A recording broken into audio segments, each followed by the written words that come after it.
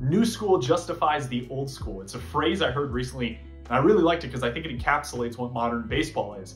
Old school phrases have stuck around for a while because they generally make sense and for the most part they work, whereas new school steps in, tries to come up with a more objective way of looking at things, all in the hopes of kind of making things a bit more trainable for coaches. And I think that's the case in applying it to one of the buzzier phrases in baseball currently on the pitching side, pitch tunneling. The old school will say it's absolutely essential for repertoire. The new school will say, show me the data, and can't really parse out how it really helps one pitcher versus another. So who's right? I don't necessarily think I have an idea of who's correct, but in talking to coaches and some other people in baseball, I think I have a way of thinking about tunneling that helps me, and I hope in turn helps you. So let's give it a go.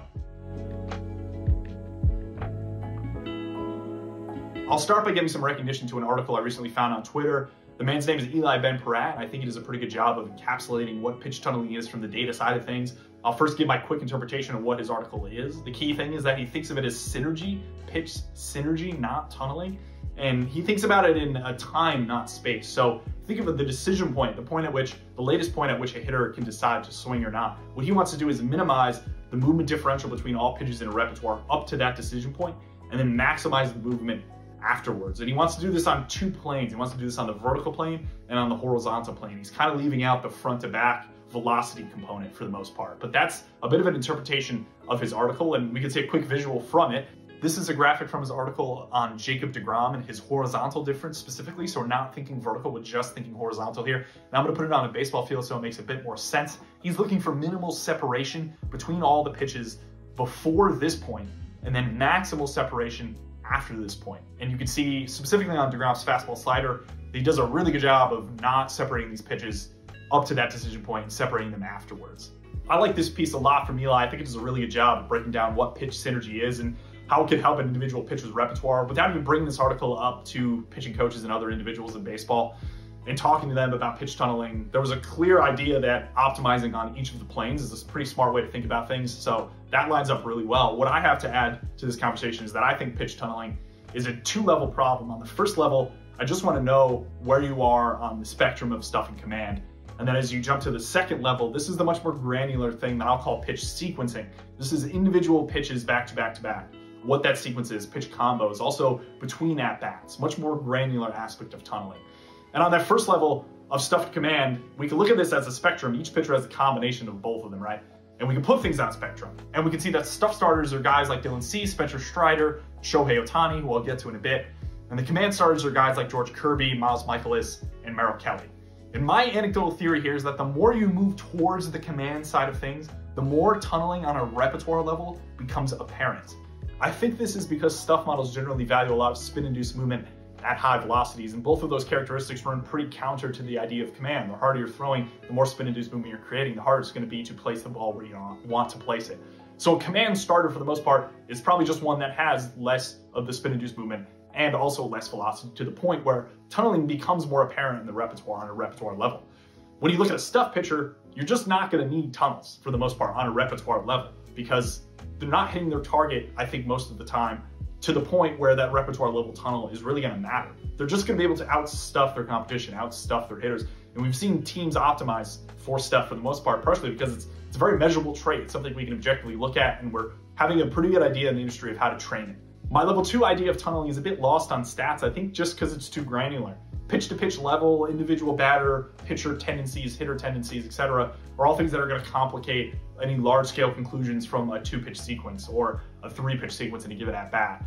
And for the most part, I think every pitcher tries to do this, right? Regardless of where they are on the stuff and command spectrum, their game plan, right? They're thinking, let me go fastball away and slider off that fastball. But their ability to actually execute those individual sequences relates a bit to their level 1 complexity. Are they a stuff pitcher or are they a command pitcher? If you're a command pitcher, again, you're naturally going to have a better ability to hit your target at the plate more often, whereas if you're a stuff pitcher, you might idealize and say, I want to go fastball and then slider off that fastball. But the rate at which you do that is probably relatively low, especially if we assume that the best pitchers in baseball are really only within 2 baseballs of their target, say 65 to 70% of the time.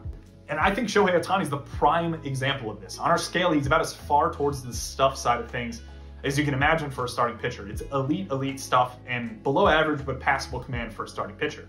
Take these at-bats versus Alex Bregman on September 3rd as an example of nasty stuff, generally poor command, no real tunnels and good results. Bregman is a pretty good hitter versus all types of pitches, especially fastballs and sliders. He slugs better than most up in the zone, and if he whiffs at anything, it's probably going to be away from him, but he doesn't chase much, so the margin for error on that chase is small.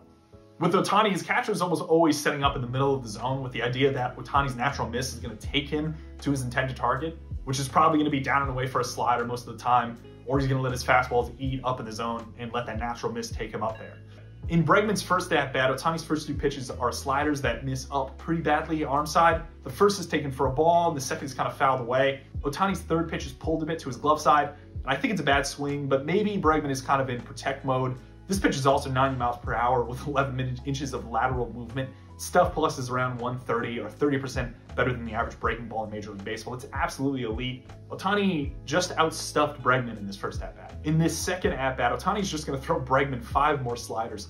First one is an arm side up miss. Again, Bregman checks the swing, very similar to the first miss in the prior AB, so keep that in the back of your head. Second one is an even worse miss. Third one isn't a horrible miss, but this ball is way outside, and Bregman didn't really flinch at all.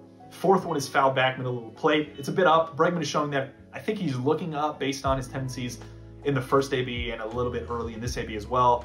And he's also maybe protecting the runner here too. Fifth pitch is a similar one to the third pitch, middle away, just off the plate. Tough swing for Bregman and ends up being an easy double play. Again, there's no real tunneling going on here in this matchup. Not on the pitch level, not even on the repertoire level. He's just throwing him sliders.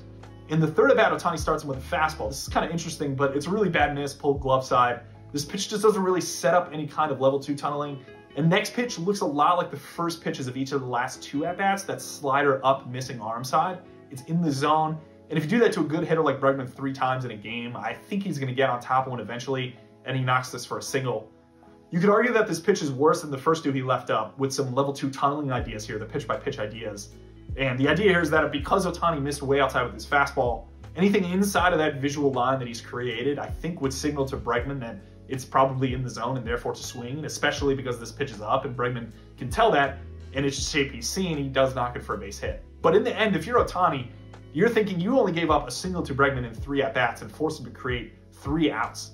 And I think, again, this is general idea that stuff wins most of the time for Ohtani. There's really nothing going on here on the repertoire level or the pitch-by-pitch level in terms of tunneling. Now, Ohtani might be an exception because he is a guy that really relies heavily on the stuff side of things as opposed to command. But my main takeaway, and the thing I want you to take away here, is that I think more pitchers in baseball that are really good rely on that stuff spectrum as opposed to the command spectrum. And therefore don't really need that repertoire level tunneling to succeed. They're just going to outstuff their competition. One of the names that comes to mind is Corbin Burns, who I think always gets involved in this tunneling concept, but in reality, in my opinion, just has some really, really nasty pitches that move incredibly hard and incredibly well. And he's got a general ability to command him. He has a better ability to command, I think, than a guy like Shohei Ohtani. But for the most part, I think he could just outstuff most of the hitters he's facing as opposed to relying off that level 1 repertoire level tunneling. The level 2 we talked about, again, just to recap, that I think could be important to a guy like Burns. And maybe that little smidge up of command that he has, the edge he has over a guy like Ohtani, is really benefiting him. It's honestly a little bit scary to think about what Ohtani could become if he got a little bit better on the command side of things. Maybe that's something that he will have this year. Maybe he shortens up his slider a little bit more and works off that at 90+ miles per hour, and that's a devastating weapon. But hope you enjoy this idea of tunneling and how to think about it. Always open to feedback and thoughts in the comments.